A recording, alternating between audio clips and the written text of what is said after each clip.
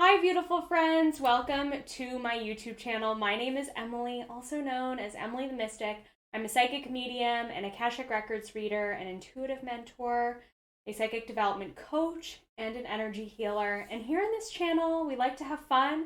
We like to talk about all things mystical, magical, cosmic, and galactic to help you to live a lifestyle inspired by the universe and the cosmos, just like I do. In today's video, I'm talking about a topic that seems basic, but actually has been a game changer for me in my life and my work as an intuitive, and really deserves more airtime. It deserves more people to be talking about it because it is so central to the human experience, and it's going to help you to make you feel better in life and feel better in your physical body day in and day out. So we're talking about grounding today. So without further ado, let's get into it.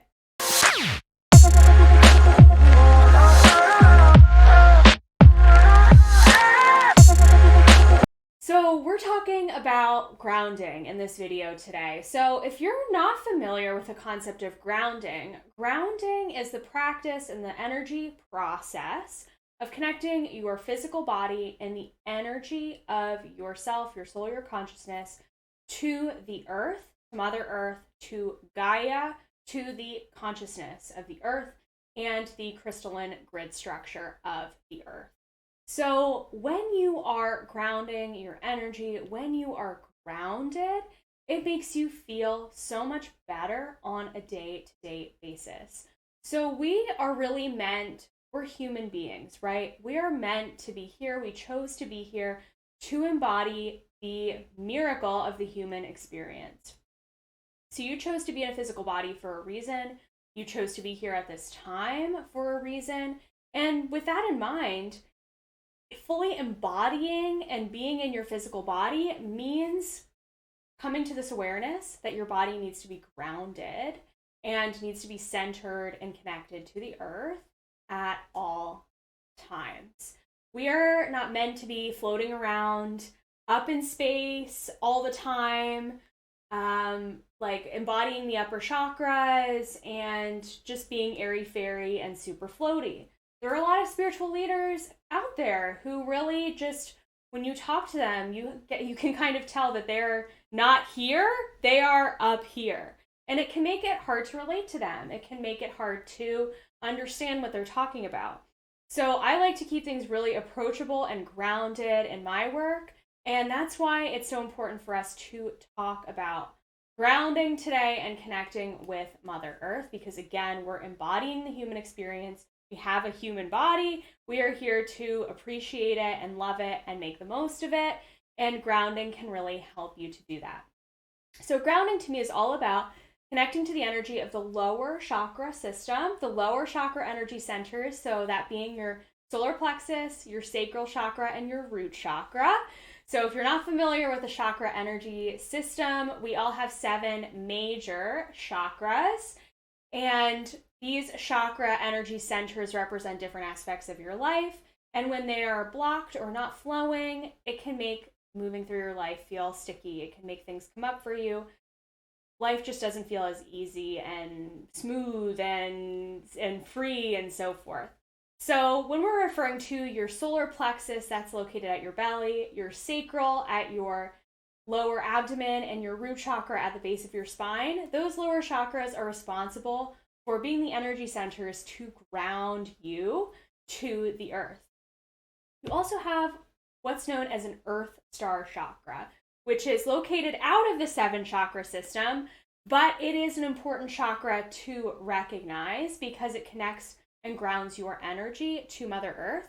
And this chakra is located a few feet below your actual human feet.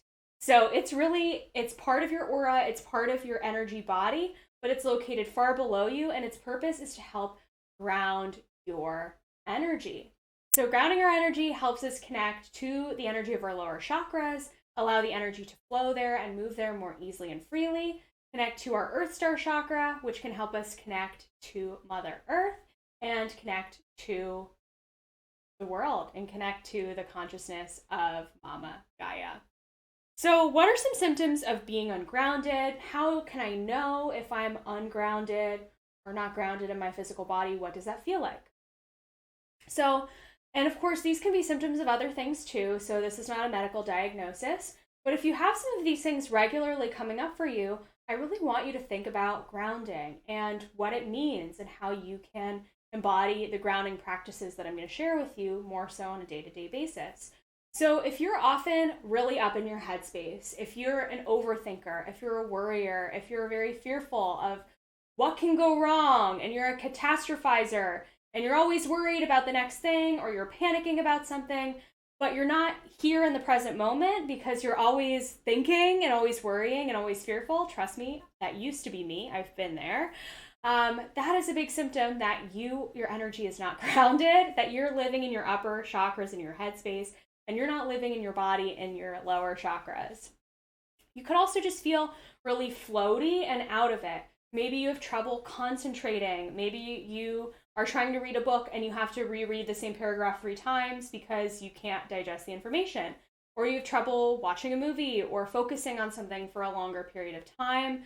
Maybe you're not the best listener in the world and your partner or somebody in your life complains to you because you're out in the clouds somewhere and you're not listening to what they're saying and they're always having to repeat themselves.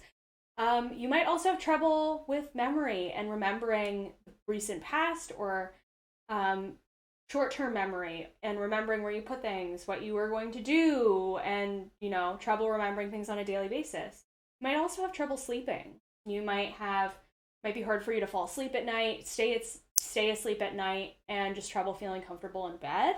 That's another big symptom. And also it can manifest in your feet and your lower body. So you might have restless legs. You might have weird sensations in your feet, such as like your feet feel really hot and you can't stand it, or they feel really cold.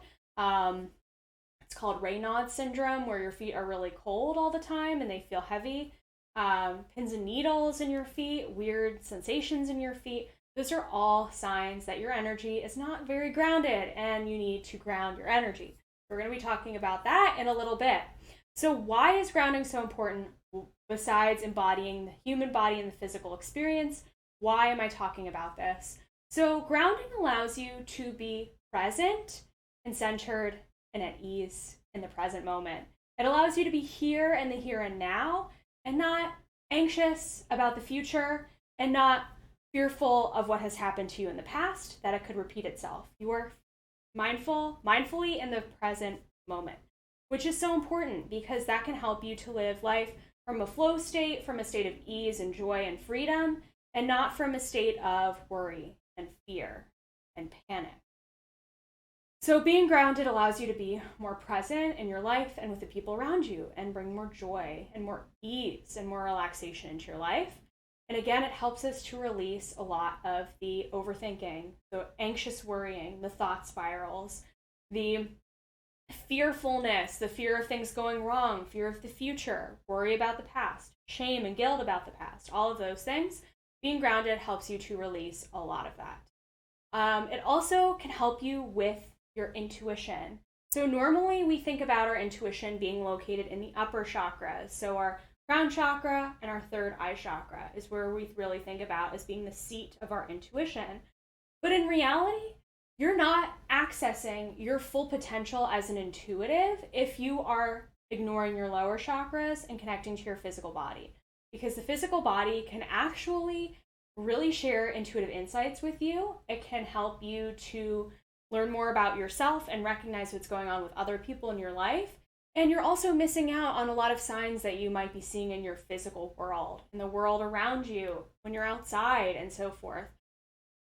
And being grounded in your physical body actually makes the intuitive insights come more quickly and more easily. Because you're in your body, but your intuitive gifts are also open, so it can allow them to drop in so much more easily. All really important things. Being grounded helps with sleeping. It helps you with falling asleep easily at night and staying asleep at night so that you're not up and about, pacing in the middle of the night, or, the anxious worry thought spiral before you fall asleep. Help with all of those things. Shockingly, grounding can also help with weight loss. So if you've gained weight recently, if you feel uncomfortable in your physical body, It might be because you're not fully embodied in your physical body and you're not really aware of it because you're spending so much time up here. So, grounding your energy allows you to be more embodied and more in tune with your physical body and what it needs and what it's asking of you, which can help with weight loss. And some of the mechanisms of grounding and practices for grounding that I'm going to teach you also help with releasing weight as well. So, just a really quick word on weight loss and weight gain and grounding. So, one thing that we really want to be careful of too, especially if you're on a spiritual journey, you're learning a lot about your spiritual nature, you're raising your frequency, you're raising your energetic vibration as you go through the process, because that's what being on a spiritual journey does for you. You can start to feel really ungrounded. And I'm going to be teaching you some mechanisms for grounding so that you don't fall into this trap. And the trap of needing to ground is using food to ground your energy. So I have fallen into this in my past as well. When I first started practicing my psychic skills and started doing readings for clients, I would find myself reaching for a snack after every single reading because I did not feel like I was in my physical body. This was not a conscious decision. This was a subconscious decision. But with time and awareness, I realized that because I was feeling up in the clouds and not in my physical body, I was using food as a grounding mechanism when my body wanted to be doing other things to ground its energy. So be really careful with food and grounding. You can absolutely incorporate some, I'll say, grounding foods into your practice if that feels good to what you need. So if you're eating like a vegan diet or a diet that's has a lot of whole foods in it and you're feeling floaty and not grounded, incorporating some denser, heavier foods can help you to feel grounded, like potatoes, for example, or root vegetables or red foods, because that's the color of the root chakra. So incorporating some of those grounding foods, meat is really great for grounding if you do eat meat, but just being aware of it, because we can subconsciously turn to food, especially sugar, to ground our energy if we are not grounded. So when you start grounding your energy using other practices, it can help you release the weight with time as well. So how can we ground our energy? What are some mechanisms to help us do this? So the best way to ground your energy is with physical movement. So stretching, taking a walk, especially getting outside and taking a walk, doing some physical activity. Now, not physical activity to the point of torturing your body. It's all about listening to your body and what it needs. Do you feel like you need to do the 5 hours of CrossFit in the gym because somebody on a commercial told you, or because your body wants that? Maybe your body does want that. Who knows? But listening to your body when it comes to movement and what it's really craving. My body feels really good in movement when I'm working with objects. So weight training for me is a really awesome grounding form of physical activity, because my body enjoys working with weights and it helps me to feel really grounded and embodied. Maybe running does that for you. Maybe you feel really connected when you're running. Maybe you feel connected to the earth when you're running. That is also another really great grounding mechanism. But it's about tuning into your body to see what kind of movement your body is craving, and then using that as your guide to figure out and feel into what is going to help you with grounding. Now, of course, being outside is, ultimate for grounding. So getting your feet in the earth, bare feet on the earth, is one of the absolute best ways to ground your energy. So getting into your backyard, taking your shoes off, taking your socks off, sticking your feet in the grass is such a beautiful way to ground. Same with the sand. If you're at the beach or any other natural material, the concrete pavement doesn't really work. I mean, you can give it a try. I live in a city, so I have to go to a park to do my grounding exercises. But finding that green space is really important and really helpful. If you don't have green space near you, again, if you live in a city and getting to a park is complicated for you, you may want to purchase a grounding mat. You can get them online, you can get them on Amazon, and they create a subtle frequency that is in resonance with the earth frequency, so that your feet can, when you stand on it, your feet can absorb that energy into your physical body, and it can help you to feel grounded as well. So it's another really awesome grounding tool. Working with crystals is another really great grounding tool. So having some grounding crystals in your space, such as black tourmaline, black obsidian, snowflake obsidian, any of the crystals that work really well with the root chakra, red crystals. Red and black crystals, to me, are the ultimate grounding crystals. So look for a red or black crystal, and that will be able to help you with grounding.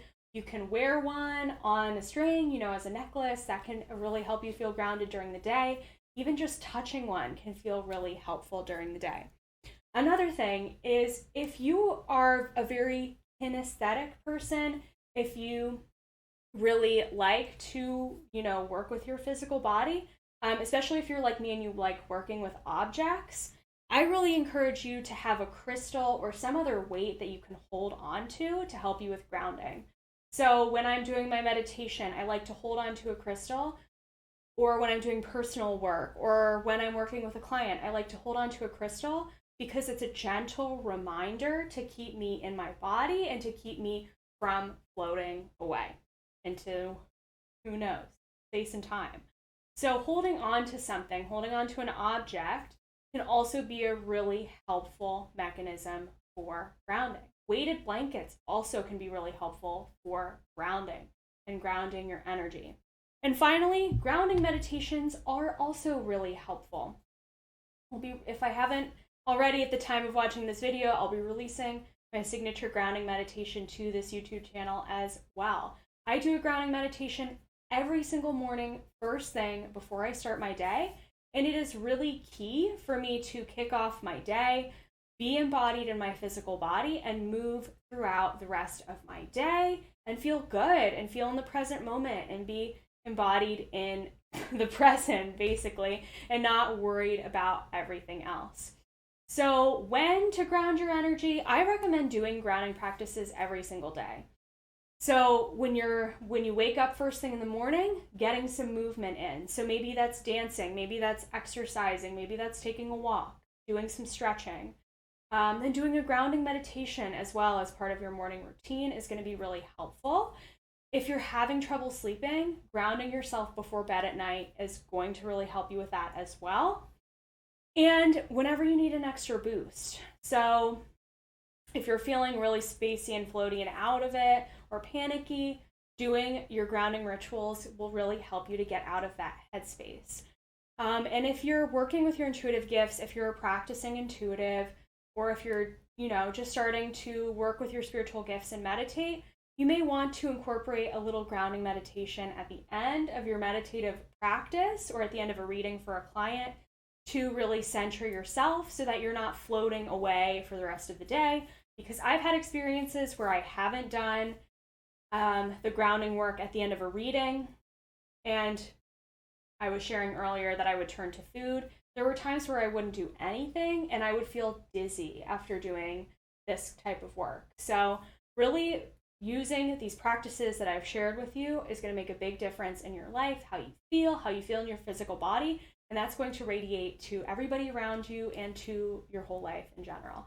So I hope this helps. I hope you are feeling grounded already just by being in the energy of this video. Now get outside, take a walk, put your feet in the grass, and feel so grounded and so good for the rest of the day. Sending love.